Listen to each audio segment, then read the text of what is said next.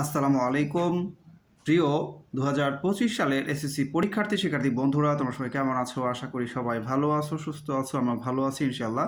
বন্ধুরা, তোমরা যারা মানবিক বিভাগে এবং ব্যবসায় শিক্ষা শাখায় পড়ছো, তোমাদের বিজ্ঞান সাবজেক্ট রয়েছে। তো বিজ্ঞান তোমাদের এই বইয়ের প্রথম অধ্যায় উন্নততর জীবনধারা, এখান থেকে আমি গুরুত্বপূর্ণ একটি সৃজনশীল ক এবং খ প্রশ্নের উত্তর দেওয়ার চেষ্টা করবো এই ভিডিওতে। পুষ্টি কাকে বলে এবং জাঙ্ক ফুড শরীরের জন্য ক্ষতিকর কেন? প্রথম প্রশ্ন হচ্ছে, পুষ্টি কাকে বলে? যে শারীরবৃত্তীয় প্রক্রিয়ায় জীব খাদ্যবস্তু গ্রহণ, পরিপাক, পরিশোধন ও আত্তীকরণের মাধ্যমে দেহের বৃদ্ধি, শক্তি উৎপাদন এবং ক্ষয়পূরণ করে তাকে পুষ্টি বলে।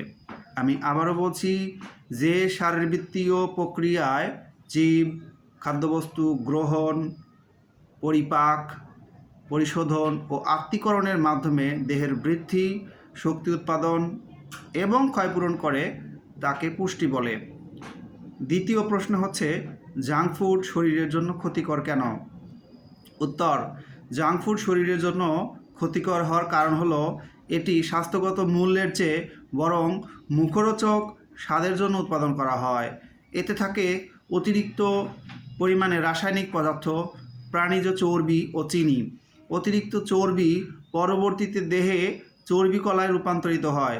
অন্যদিকে জাঙ্ক ফুডে বিদ্যমান অতিরিক্ত চিনি দাঁত, ত্বক নষ্ট করে দেয়। এছাড়া এ খাদ্য গ্রহণ করলে উঠতি বয়সী ছেলেমেয়েরা স্থূলকায় হয়ে পড়ে, ফলে নানা ধরনের রোগে আক্রান্ত হয়।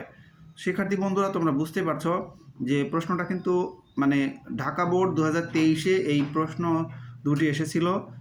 আমি সৃজনশীল ক এবং খ দুটো তোমাদেরকে শোনাই দিলাম।